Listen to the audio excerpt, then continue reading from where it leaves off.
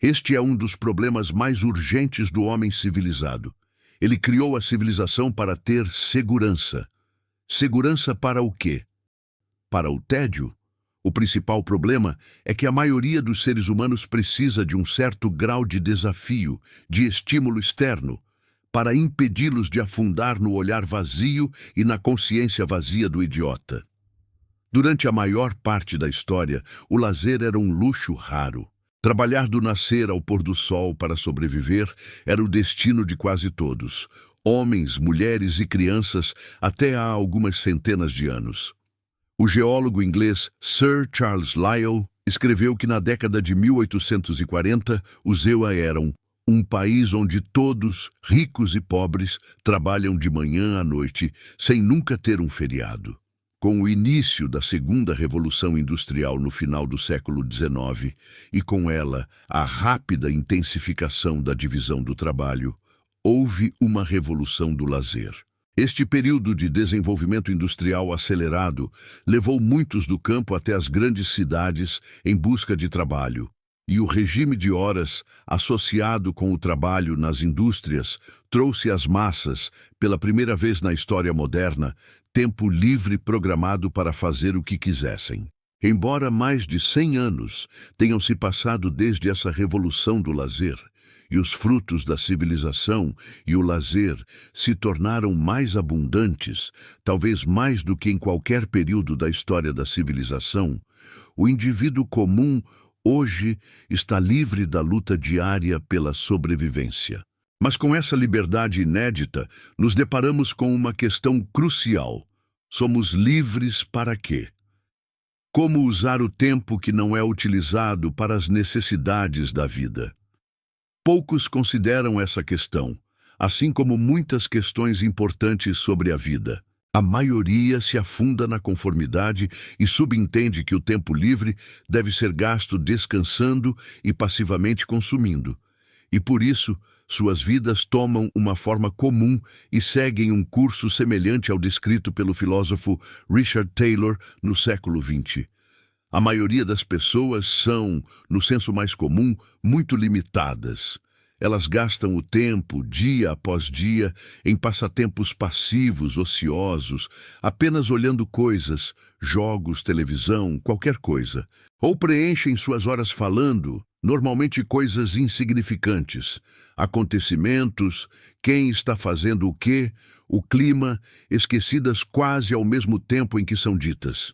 Elas não possuem aspirações, além de terminar mais um dia fazendo mais ou menos o mesmo do dia anterior. Elas caminham pelo palco da vida, deixando tudo como estava quando entraram, alcançando nada, aspirando a nada, nunca tendo um pensamento original ou profundo. Isso é o comum, usual, típico, normal. São poucos os que se erguem acima dessa existência arrastada. Pode-se argumentar que não há nada de errado com esse tipo de existência. A vida moderna é acelerada e estressante, e com o aumento dos problemas de saúde mental, talvez precisemos de mais tempo de descanso. Colin Wilson, autor inglês do século XX, discordava desse sentimento. Demasiada inatividade, ao invés de promover saúde mental, tende a criar infelicidade e vários problemas psicológicos. Wilson chegou a essa conclusão ainda jovem. Em sua autobiografia, ele observa que na adolescência lutou contra períodos depressivos e simpatizava com a sabedoria contida no livro de Eclesiastes. Vaidade das vaidades, tudo é vaidade. Wilson, no entanto, tinha uma mente astuta e queria descobrir o porquê de se sentir tão melancólico. Ele percebeu que seus períodos depressivos geralmente se seguiam a longos períodos de passividade. Quando não ocupava seus dias com tarefas interessantes, desafios e problemas para resolver, um humor depressivo logo tomava conta dele, obscurecia sua percepção e o fazia sentir-se pessimista a respeito da condição humana. Mente vazia, oficina do diabo, como ele escreveu. Tédio, passividade, estagnação. Este é o início da doença mental, que se propaga como detritos em um lago estagnado. Se a ideia de Wilson sobre a conexão entre passividade e doença mental for verdadeira, então temos as seguintes opções: desperdiçar nosso lazer em passatempos ociosos, manter nosso potencial inexplorado e nos tornarmos suscetíveis a doenças mentais, ou nos esforçarmos para gastar a maior parte do tempo criando, explorando, aprendendo, desafiando nossas capacidades e melhorando nossos talentos. Essa opção requer perseverança, esforço e o sacrifício do conforto e prazer, mas a recompensa, saúde mental e crescimento pessoal, vale a pena.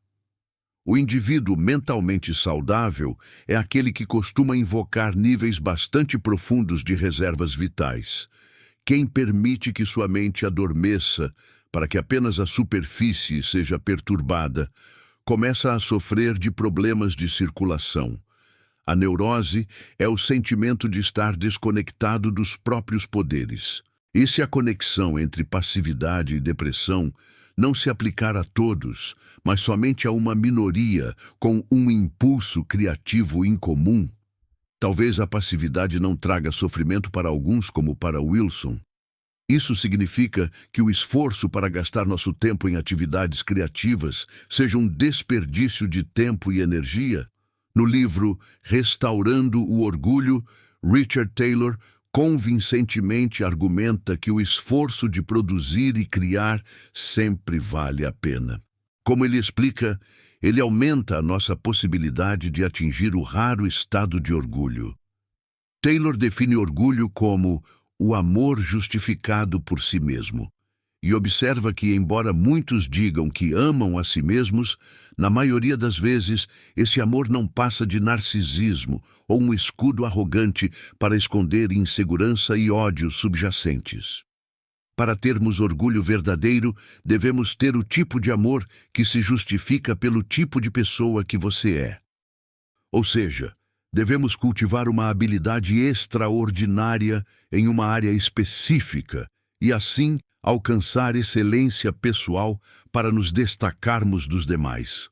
A ideia de que algumas pessoas são superiores é ofensiva hoje em dia, porque, como observa Taylor, muitos confundem direitos iguais com méritos iguais. Só porque todos possuem direitos e devem ser tratados igualmente perante a lei, isso não significa que todos possuem o mesmo mérito. Para os antigos gregos, isso era óbvio. Eles reconheciam que, enquanto a maioria procura ajustar-se ao rebanho, uma minoria desenvolve habilidades incomuns, produz algo de valor excepcional ou trilha um caminho em busca de grandeza pessoal, sem levar em conta a aprovação ou opiniões de outros, e são estes indivíduos superiores, que sozinhos são capazes de amar a si mesmos de maneira não baseada em falsos pretextos. Portanto, da próxima vez que tivermos tempo de sobra e liberdade para fazer o que quisermos, ao invés de instintivamente pegar o controle remoto, nos envolvermos em atividades passivas na web ou socializar sobre assuntos superficiais, devemos nos perguntar se o conforto e o prazer que essas atividades proporcionam valem a pena. Mesmo que a passividade não semeie em nós o pessimismo e a depressão, ela certamente diminui nosso valor como seres humanos, minimizando nossas chances de algum dia alcançarmos o amor próprio que acompanha o orgulho genuíno ou, como Taylor explica, algumas pessoas, sem dúvida, nascem e são destinadas a serem comuns, a viver sem um propósito significativo, o que é relativamente raro. A maioria tem o poder da criatividade, alguns em grau divino.